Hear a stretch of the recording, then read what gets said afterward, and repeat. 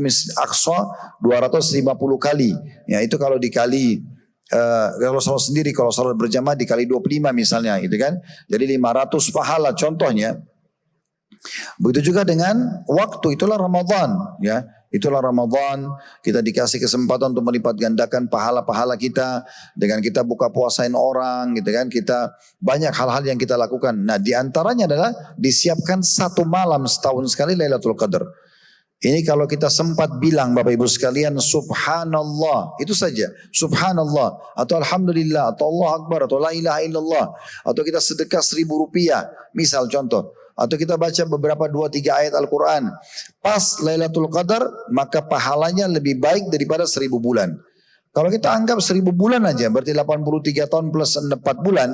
Kalau kita dapat, berarti subhanallah sama dengan 83 tahun plus 4 bulan kita lakukan. Kalau sudah 10 kali kita dapat Lailatul Qadar 10 tahun, dari 10 tahun yang lalu, sekarang 2026. Anggaplah dari tahun ya 2016 misalnya. Sampai sekarang kita dapat Lailatul Qadar berarti sama dengan 834 tahun kita ibadah. Kalau orang dapat 20 kali, 20 tahun, misalnya dari tahun 2006, mundur lagi 1996, itu luar biasa berapa banyak yang dia dapatkan pahala, berapa ribu tahun yang dia bisa dapat pahala. Nah ini memang malam kemuliaan buat umat Muhammad sallallahu alaihi wasallam. Nah kalau ditanya bagaimana caranya saya tahu Lailatul Qadar Ustaz, dan apa tanda-tandanya atau apa yang harus saya lakukan, semua ini sering muncul pertanyaan setiap tahun ya. Lailatul Qadar Bapak Ibu sekalian berputar di malam-malam ganjil di 10 terakhir Ramadan. 21, malam 21, malam 23, malam 25, malam 27 gitu kan. Walaupun paling sering terjadi di malam 27, paling seringnya, tapi tidak bisa dipatok malam 27. Makanya Nabi Muhammad SAW untuk mengejar itu, beliau iktikaf di masjid, mengikat diri di masjid. Ya enggak keluar dari masjid supaya ibadah gitu ya. Dan kita semua pastikan ya, kalau yang hidup di sini sekarang masih hari ini hidup, berarti tahun lalu dia sempat lewatin Ramadan. Berarti tahun sebelumnya lewatin Ramadan. Misal Anda hadir di sini, anggap umur Anda 30 tahun. Dari 15 tahun Anda sudah balik. Berarti Anda sudah mendapatkan 15 tahun Ramadan, 15 kali Ramadan. Berarti sebenarnya Anda dapat Lailatul Qadar karena terbukti Anda masih hidup sekarang. Cuma masalahnya apakah Anda sempat kerjakan ibadah atau tidak. Makanya kami sarankan untuk Bapak Ibu sekalian dan seluruh muslimin, usahakan baju lebaran, kebutuhan-kebutuhan kue-kue lebaran dibeli-beli aja dari sekarang. Jangan makin dekat Ramadan, Idul Fitri makin sibuk di pasar gitu ya. Karena masalahnya itu malam-malam mulia.